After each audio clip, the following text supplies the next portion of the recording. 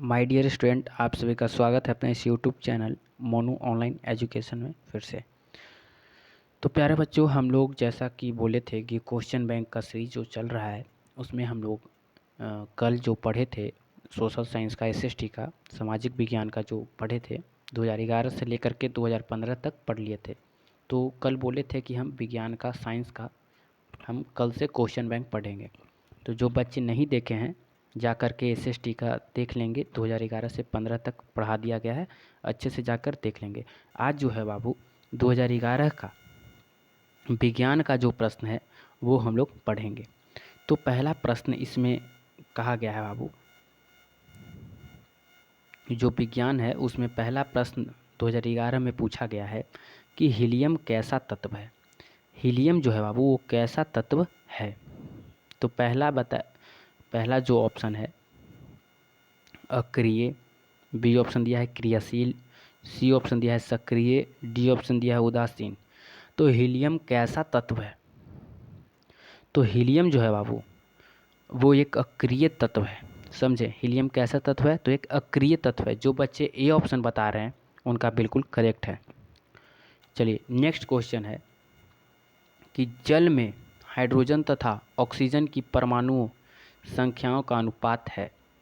जल में बाबू हाइड्रोजन और ऑक्सीजन की परमाणु संख्या का अनुपात पूछ रहा है।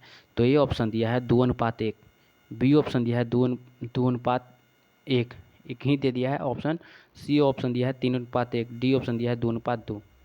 तो इसमें बाबू जल में हाइड्रोजन और ऑक्सीजन का जो अनुपात मिला हुआ है वो 2:1 है। समझे, 2:1 है। इसको 1:2 होना चाहिए था ये ऑप्शन को, पर कोई नहीं, दोनों एक ही ऑप्शन दिया तो दोनों सही होगा। चलिए नेक्स्ट क्वेश्चन है, आवर्त सारणी में कितने आवर्त हैं?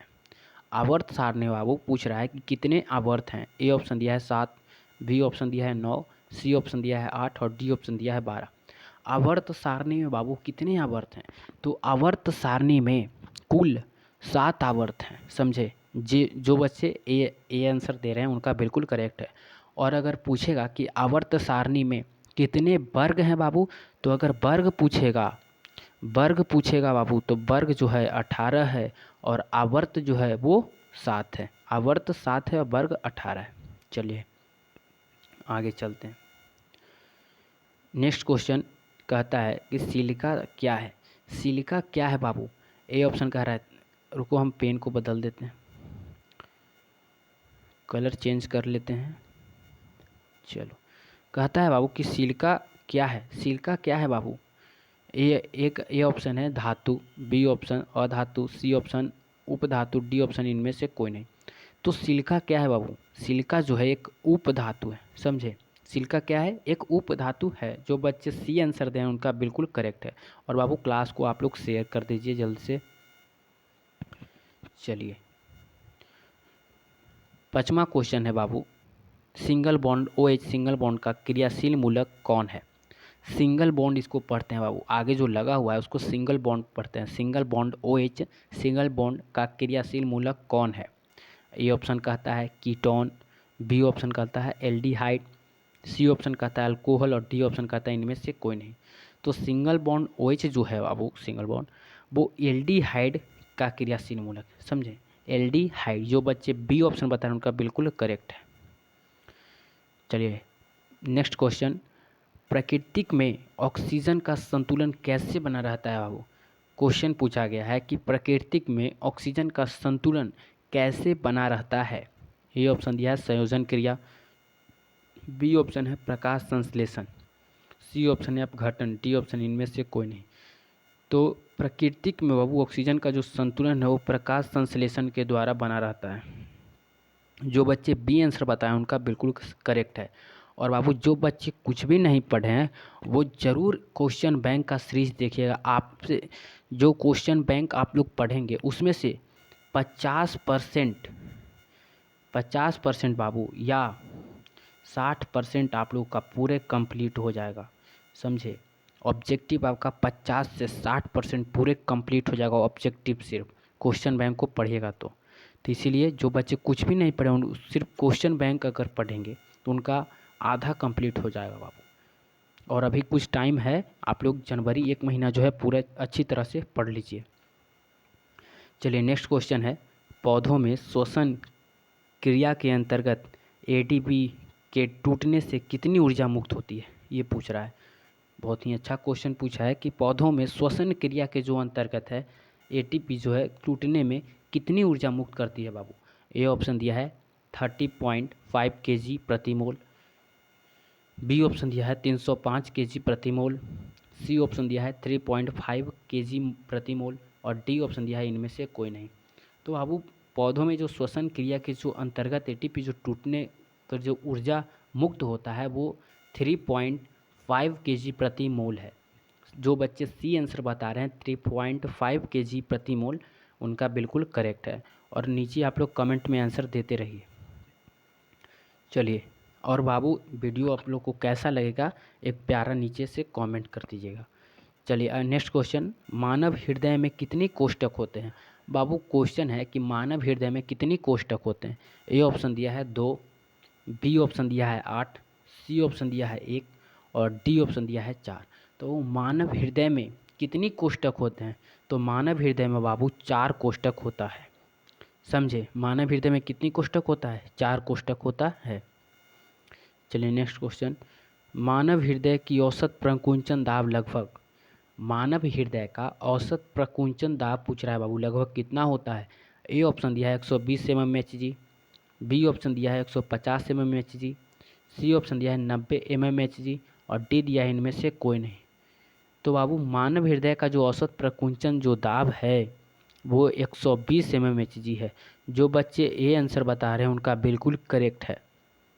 चलिए नेक्स्ट क्वेश्चन चलते हैं। कहता है नेक्स्ट क्वेश्चन, पौधों में बाष्पोत्सर्जन किस भाग में होता है बाबू। बहुत ही हल्का क्वेश्चन है कि पौधों में बाष्पोत्सर्जन जो है किस भाग में होता है। ए ऑप्शन दिया है जड़, बी ऑप्शन दिया है तना, सी ऑप्शन दिया है पत्ता, डी ऑप्शन दिया है फूल। तो पौधों में किस भाग में बाष्पोत्सर्जन की क्रिया होती है बाबू, तो पत्ता में होता है बाबू, पत्ता में। याद रखिएगा, सी ऑप्शन जो बच्चे बता रहे हैं उनका बिल्कुल करेक्ट है। और उनकी तैयारी जो है, जो बच्चे को सही हो रहा है उनकी तैयारी बहुत ही अच्छी है। जो बच्चे की सही नहीं हो रहा है तो कोई दिक्कत नहीं है, आप लोग पढ़िए, धीरे धीरे आप लोग का याद होते चला जाएगा। बाकी आप लोग क्वेश्चन बैंक को नहीं पढ़िएगा तो फिर आपका तैयारी नहीं हो पाएगा, क्योंकि क्वेश्चन बैंक पढ़ना ज़रूरी है। बिहार बोर्ड परीक्षा समिति जो पहले प्रश्न पूछा है उसको पढ़ना बहुत ही ज़रूरी, रिपीट होते रहता है प्रश्न। चलिए अगला क्वेश्चन है बाबू, कृत्रिम वृक्क किस अपशिष्ट उत्पादकों को रुधिर से अपोहन द्वारा पृथक करता है। कृत्रिम जो वृक्क है बाबू किन अपशिष्ट उत्पादकों को रुधिर से अपोहन द्वारा पृथक करता है। ए ऑप्शन दिया गया है नाइट्रोजन, बी ऑप्शन दिया है कार्बन, सी ऑप्शन दिया है ऑक्सीजन, डी ऑप्शन दिया है इनमें से कोई नहीं। कृत्रिम वृक्क जो है ना बाबू वो अपशिष्ट उत्पादकों को रुधिर से अपोहन नाइट्रोजनी पदार्थ को करता है। तो यहाँ पे नाइट्रोजन जो ए ऑप्शन दिया है बाबू ये बिल्कुल करेक्ट है, नाइट्रोजन जो है सही है। चलिए अगला प्रश्न है, हाइड्रा में प्रजनन किस विधि से होता है। हाइड्रा में बाबू प्रजनन जो है किस विधि से होता है। ए ऑप्शन है द्विखंडन, बी ऑप्शन है मुकुलन, सी ऑप्शन है लैंगिक जनन और डी ऑप्शन है इनमें से सभी। तो हाइड्रा में प्रजनन की जो विधि है बाबू वो द्विखंडन के द्वारा होता है। जो बच्चे ए आंसर बता रहे हैं उनका बिल्कुल करेक्ट है। चलिए आगे चलते हैं। किसी माध्यम के अपवर्तनांक म्यू, इसको म्यू पढ़ते हैं बाबू, म्यू का मान होता है, किसी माध्यम का अपवर्तनांक म्यू का मान होता है। ए ऑप्शन है साइन आर बटा साइन आई, बी ऑप्शन है साइन आई बटा साइन आर, सी ऑप्शन है sine i into sine r और डी ऑप्शन है sine i plus sine r. तो किसी माध्यम का अपवर्तनांक बाबू म्यू का जो मान है साइन आई बटा साइन आर होता है। जो बी आंसर है वो बिल्कुल करेक्ट है। चलिए आगे चलते हैं। दाढ़ी बनाने में कौन दर्पण उपयुक्त है। बाबू हम आप लोग को ये फिजिक्स में पढ़ाए थे, अवतल दर्पण, उत्तल दर्पण, अवतल दर्पण का उपयोग कहाँ किया जाता है, उत्तल दर्पण का उपयोग कहाँ किया जाता है, ये सब हम आप लोग को थ्योरी में पढ़ाए हैं। जो बच्चे नहीं देखे हैं जाकर के वीडियो देख लेंगे। क्वेश्चन कहता है बाबू दाढ़ी बनाने में कौन दर्पण उपयुक्त है? ए समतल दर्पण, बी उत्तल दर्पण, सी अवतल दर्पण और डी इनमें से कोई नहीं। तो दाढ़ी बनाने में बाबू अवतल दर्पण का उपयोग किया जाता है। हम आपको सब पढ़ा दिए, अवतल दर्पण किसको कहते हैं, उत्तल दर्पण, अवतल दर्पण सब पढ़ा दिए। समतल दर्पण किसे कहते हैं, क्या विशेषता है समतल दर्पण का, ये सब पढ़ा दिए हैं, जाकर के आप लोग देख लीजिए। अगला प्रश्न है बाबू, स्पेक्ट्रम में किस रंग की किरण का झुकाव अधिक होता है? स्पेक्ट्रम जो होता है बाबू, उसमें किस रंग की जो किरण है उसका झुकाव सबसे अधिक होता है। तो किस रंग का किरण का झुकाव सबसे अधिक होता है बाबू? तो बैगनी रंग का जो किरण है बाबू उसमें सबसे अधिक झुकाव होता है। स्पेक्ट्रम में बाबू बैगनी रंग का जो किरण है उसका झुकाव सबसे अधिक होता है। चलिए आगे चलते हैं। अगला है विद्युत, अगला क्वेश्चन है विद्युत फ्यूज विद्युत धारा के किस प्रभाव पर कार्य करता है? विद्युत फ्यूज जो है बाबू विद्युत धारा के किस प्रभाव पर कार्य करता है? ए ऑप्शन दिया है ऊष्मीय प्रभाव, बी है चुंबकीय प्रभाव, सी है रासायनिक और डी है इनमें से कोई नहीं। विद्युत जो फ्यूज है बाबू वो विद्युत धारा के किस प्रभाव पर कार्य करता है? तो ऊष्मीय प्रभाव पर कार्य करता है। जो ए ऑप्शन बच्चे बता रहे हैं उनका बिल्कुल करेक्ट है। जो बच्चे ए आंसर बता रहे हैं उनका बिल्कुल सही है। चलिए आगे चलते हैं। किस कुंडली का प्रतिरोध ज्ञात करने के लिए सूत्र है? किसी कुंडली का प्रतिरोध ज्ञात करने के लिए सूत्र है? ए ऑप्शन है R is equal to V into I, R is equal to I upon V. C option है R is equal to V upon I और डी ऑप्शन है R is equal to V minus I. तो इसमें बाबू किसी कुंडली के प्रतिरोध ज्ञात करने का सूत्र है R is equal to V upon I. ये जो सूत्र है वो प्रतिरोध का सूत्र है। चलिए जो बच्चे सी बता रहे हैं उनका बिल्कुल करेक्ट है। चलिए अगला प्रश्न है डायनेमो से किस प्रकार की धारा प्राप्त होती है? बाबू डायनेमो जो है डायनेमो से किस प्रकार की धारा जो है प्राप्त होती है? ए ऑप्शन है दृष्ट धारा, बी है प्रत्यावर्ती धारा और सी ऑप्शन है इनमें दोनों धाराएं प्राप्त होती है और डी है इनमें से कोई नहीं। तो डायनेमो से जो है बाबू उसमें भी दृष्ट धारा और प्रत्यावर्ती धारा दोनों प्राप्त होता है। तो सी ऑप्शन जो बच्चे बता रहे हैं उनका बिल्कुल करेक्ट है। डायनेमो से दृष्ट धारा और प्रत्यावर्ती धारा दोनों प्राप्त होता है। सी ऑप्शन बिल्कुल करेक्ट है बाबू यहाँ पे। चलिए नेक्स्ट प्रश्न है डेंगू उत्पन्न करने वाला मच्छर किस जल में रहता है? बाबू जो डेंगू उत्पन्न करने वाला जो मच्छर है किस जल में रहता है? साफ जल में रहता है। ए ऑप्शन कह रहा है साफ जल, बी ऑप्शन कह रहा है गंदा जल, सी ऑप्शन कह रहा है खारा जल और डी ऑप्शन कह रहा है मृदु जल, मीठा जल। तो बाबू डेंगू उत्पन्न करने वाला जो मच्छर है ना वो गंदे जल में पनपता है। बी ऑप्शन जो बच्चे बता रहे हैं उनका बिल्कुल करेक्ट है। नेक्स्ट प्रश्न है निम्नलिखित में से कौन बायोगैस ईंधन का स्रोत नहीं है? बायोगैस ईंधन का स्रोत नहीं पूछ रहा है, वो कौन नहीं है? ए ऑप्शन लकड़ी, बी ऑप्शन गोबर गैस, सी ऑप्शन नाभिकीय ऊर्जा, डी ऑप्शन कोयला। तो निम्नलिखित में बायोगैस ईंधन का स्रोत नहीं है तो नाभिकीय ऊर्जा जो है बाबू जो बच्चे सी बता रहे हैं उनका बिल्कुल करेक्ट है। गोबर गैस बाबू बायोगैस का स्रोत है, लकड़ी भी है। ये नाभिकीय ऊर्जा जो है बाबू डी ऑप्शन जो बता रहे हैं बच्चे, सॉरी सी ऑप्शन जो बच्चे बता रहे हैं उनका बिल्कुल करेक्ट है। नाभिकीय ऊर्जा जो है बाबू बायोगैस ईंधन का स्रोत नहीं है। चलिए अब हम लोग 2012 का प्रश्न देखेंगे। प्रथम पाली का जो 2012 में विज्ञान का प्रश्न पूछा गया था उसमें देखते हैं। चलिए बाबू 2012 का प्रश्न जो पहला प्रश्न पूछा गया है, चलिए पहला प्रश्न पूछा गया है कि पाइरूवेट के विखंडन से कार्बन डाइऑक्साइड जल तथा ऊर्जा देता है और यह क्रिया होती है। ए ऑप्शन कोशिका द्रव में, बी ऑप्शन माइटोकॉन्ड्रिया में, सी ऑप्शन हरित लवक में, डी ऑप्शन केंद्रक में। बाबू कहता है कि पाइरूवेट के विखंडन से कार्बन डाइऑक्साइड जल तथा ऊर्जा देता है, यह क्रिया कहाँ होती है? तो ये बाबू यह क्रिया जो है कोशिका द्रव में होती है।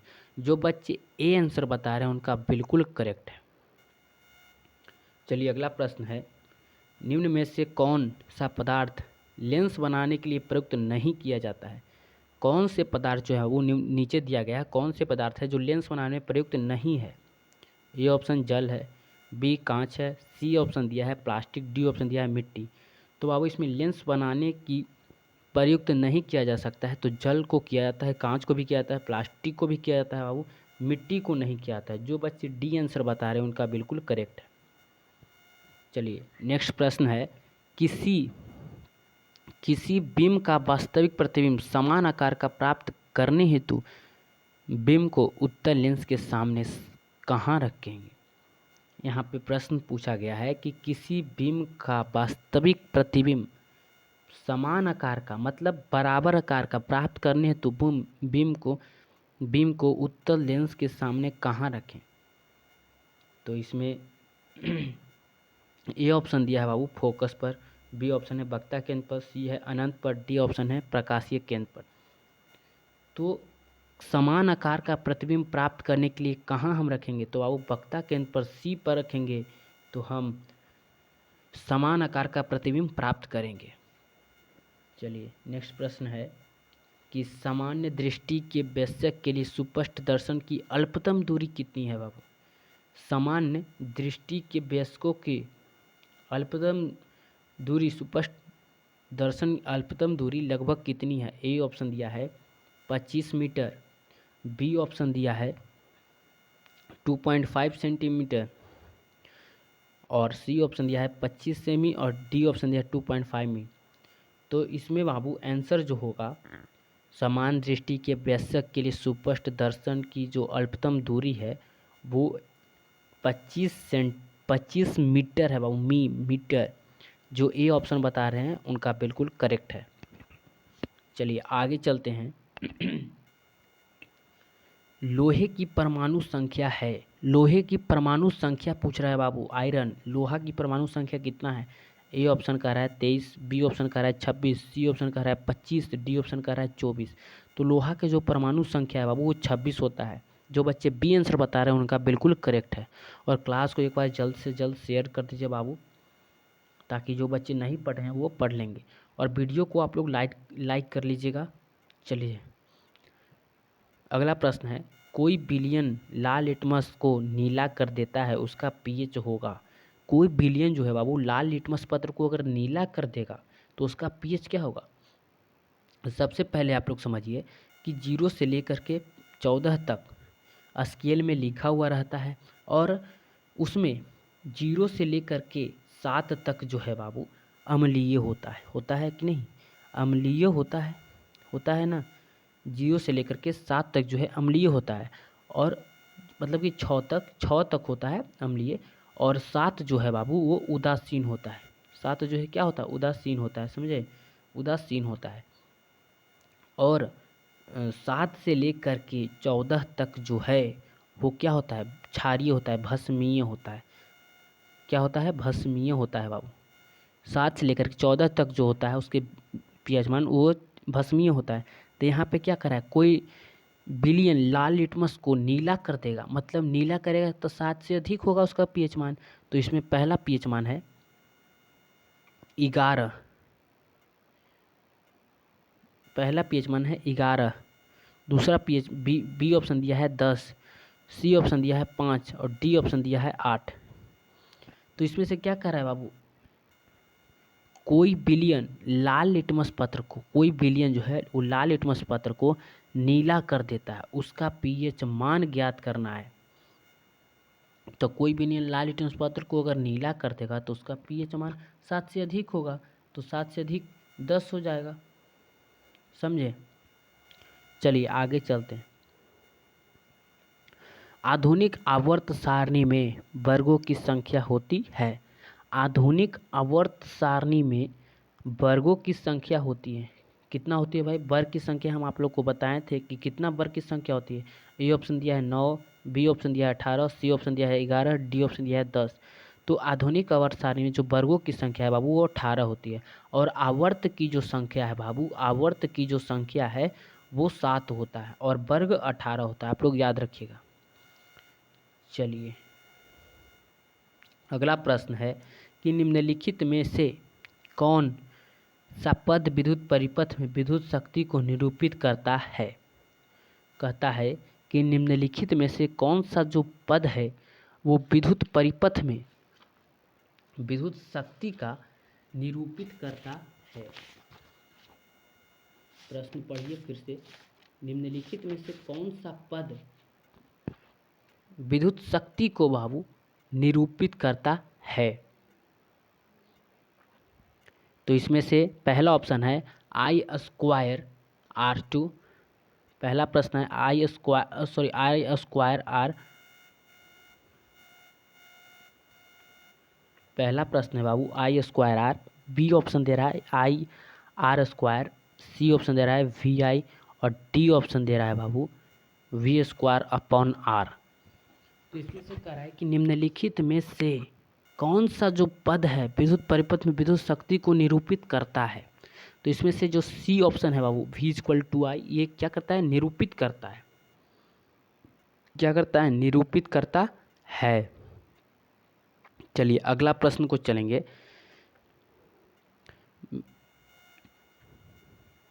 विद्युत धारा उत्पन्न करने की युक्ति को क्या कहते हैं? 10वां जो प्रश्न है बाबू वो कहता है कि विद्युत धारा उत्पन्न करने की युक्ति को क्या कहते हैं? उत्पन्न करने की युक्ति को कहते हैं ए जनित्र, बी गैल्वेनोमीटर, सी एमीटर, डी मोटर। इसमें सी जो है बाबू बिल्कुल करेक्ट है। चलिए आगे चलते हैं। लघुपथन के समय परिपथ में विद्युत धारा का मान।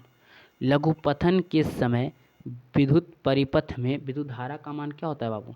ए ऑप्शन कम हो जाता है, बी ऑप्शन स्थिर हो जाता है, सी ऑप्शन बहुत अधिक बढ़ जाता है, डी ऑप्शन निरंतर परिवर्तित होता है।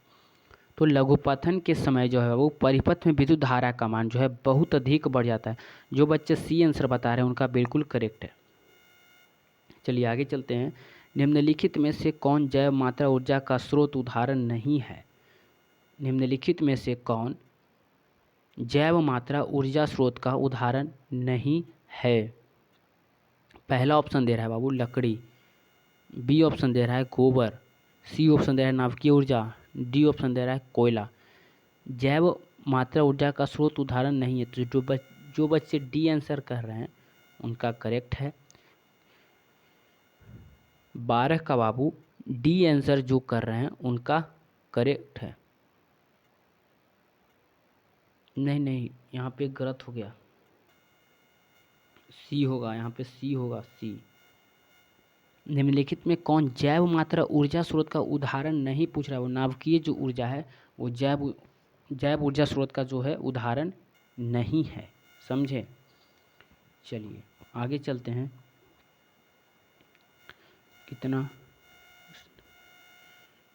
चलिए कुछ और प्रश्न बच गए हैं उनको हम पढ़ ही लेते हैं। चलिए आगे प्रश्न कहता है बाबू कोई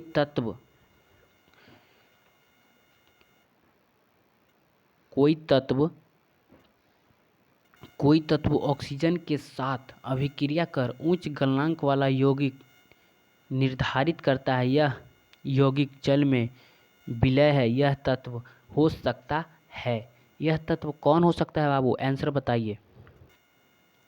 कोई तत्व ऑक्सीजन के साथ अभिक्रिया करके उच्च गलनांक वाला यौगिक निर्धारित करता है। यह यौगिक जल में विलय है। यह तत्व कौन हो सकता है? तो इसका आंसर होगा ए ऑप्शन कह रहा है कैल्शियम, सी ऑप्शन कह रहा है कार्बन, बी ऑप्शन कार्बन कह रहा है, सी ऑप्शन सिलिकॉन कह रहा है और डी ऑप्शन आयरन कह रहा है, लोहा।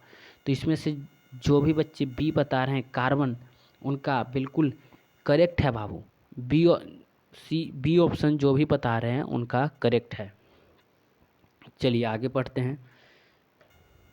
अगला क्वेश्चन कहता है एथेन का आणविक सूत्र C2H6 है। इनमें एथेन का आणविक सूत्र जो है बाबू C2H6 होता है। इनमें ए ऑप्शन कह रहा है 6 सहसंयोजक बंध है। इनमें कितने बंधन है? ए ऑप्शन कहता है 6 सहसंयोजक बंधन है, बी ऑप्शन है 7 सहसंयोजक बंधन है, सी जो है 8 सहसंयोजक बंधन है और डी जो है 9 सहसंयोजक बंधन है। तो इसमें से बाबू ये आंसर जो बच्चे बता रहे हैं 6 सहसंयोजक बंधन है वो बिल्कुल करेक्ट है। चलिए अगला प्रश्न है, ओजोन के अणु में ऑक्सीजन के परमाणुओं की संख्या होती है। ओजोन के अणु में बाबू ऑक्सीजन के परमाणुओं की संख्या क्या होती है? ओजोन का फॉर्मूला क्या होता है? O3। उसमें ऑक्सीजन कितना होता है? 3 ऑक्सीजन होता है। तो ये ऑप्शन कह रहा है ए ऑप्शन में ए है 1 है, बी ऑप्शन में 2 दिया है, सी ऑप्शन 3, डी ऑप्शन में 4 दिया है। तो इसमें से सी ऑप्शन जो बच्चे बता रहे हैं ओजोन के अणु में ऑक्सीजन की जो परमाणु की संख्या है बाबू 3 होता है। इसका फार्मूला O3 होता है। O3 में कितना ऑक्सीजन है? तो 3 ऑक्सीजन है। तो यहाँ पे सी ऑप्शन बिल्कुल करेक्ट है। चलिए अगला प्रश्न है, मनुष्य में वृक्क एक तंत्र का भाग है जो संबंधित है। मनुष्य में बाबू वृक्क का एक तंत्र का भाग है जो किससे संबंधित है? ए ऑप्शन दिया है पोषण से, बी ऑप्शन दिया है श्वसन से, सी ऑप्शन दिया है उत्सर्जन से और डी ऑप्शन दिया है परिवहन से। मनुष्य में वृक्क जो है एक तंत्र का भाग है वो किससे संबंधित है बाबू? उत्सर्जन से संबंधित है। किससे संबंधित है? उत्सर्जन से वृक्क संबंधित है। चलिए आगे प्रश्न है, दो तंत्रिका कोशिका के प्रथम खाली स्थान को कहते हैं, मध्य खाली स्थान को कहते हैं। दो तंत्रिका कोशिका के मध्य खाली स्थान को कहते हैं। ए ऑप्शन दिया है ध्रुमिका, बी ऑप्शन दिया है सिनेप्स, सी ऑप्शन दिया है एक्सॉन, डी ऑप्शन दिया है आवेग। तो दो तंत्रिका कोशिका के मध्य खाली स्थान को बाबू सिनेप्स कहते हैं। बी ऑप्शन जो है बिल्कुल करेक्ट है। आगे चलते हैं। अगला क्वेश्चन कहता है कि पराग कोश में होते हैं। पराग कोश में क्या होते हैं बाबू? पराग कोश में होते हैं। तो पराग कोश में क्या होते हैं? ए बाह्यदल, बी अंडाशय, सी अंडक, डी परागकण। तो बाबू पराग कोश में क्या होते हैं? तो परागकण होते हैं। जो बच्चे डी आंसर बता रहे हैं उनका बिल्कुल करेक्ट है। पराग कोश में परागकण होते हैं बाबू। चलिए अगला प्रश्न है, विकासीय दृष्टिकोण से हमारी किससे अधिक समानता है? इसमें बच्चे जो है बाबू, इस प्रश्न में बच्चे कन्फ्यूजन होते हैं। विकासीय दृष्टिकोण से हमारी किससे अधिक समानता है? ए ऑप्शन कहता है चीन के विद्यार्थी से, चिंपैंजी से, सी ऑप्शन मकड़ी से, डी ऑप्शन जीवाणु से। तो इसमें बाबू बहुत से बच्चे जो होते हैं चीन के विद्यार्थी से मार देते हैं, क्योंकि ये ऑप्शन गलत है। ये ऑप्शन जो है नहीं होगा। यहाँ पे चिंपैंजी से हम लोगों को अधिक समानता मिलता है, समझे? चिंपैंजी से हम लोग को अधिक मिलता है समानता, जो गुण जो है हम लक्षण जो है अधिक मिलता है। तो चीन के विद्यार्थी अब से नहीं मारेगा, अब चिंपैंजी। बी ऑप्शन जो है बाबू इस क्वेश्चन का बी ऑप्शन बिल्कुल करेक्ट है। चिंपैंजी जो है बिल्कुल सही है। लास्ट प्रश्न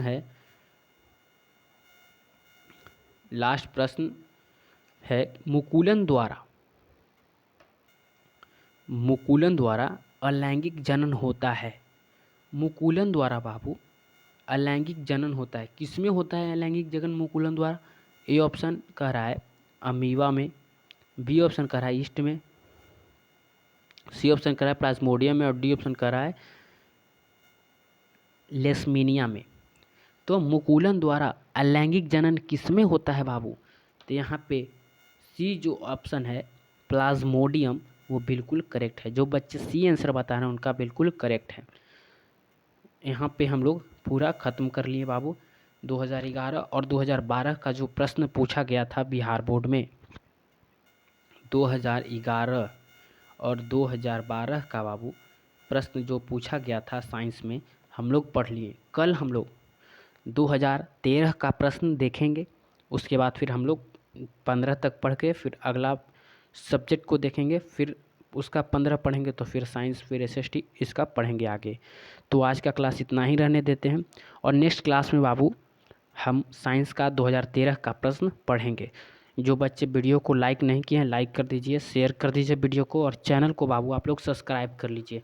और ज़्यादा से ज़्यादा बच्चों के पास शेयर कर दीजिए। ठीक है, आज का क्लास इतना ही, कल मिलते हैं।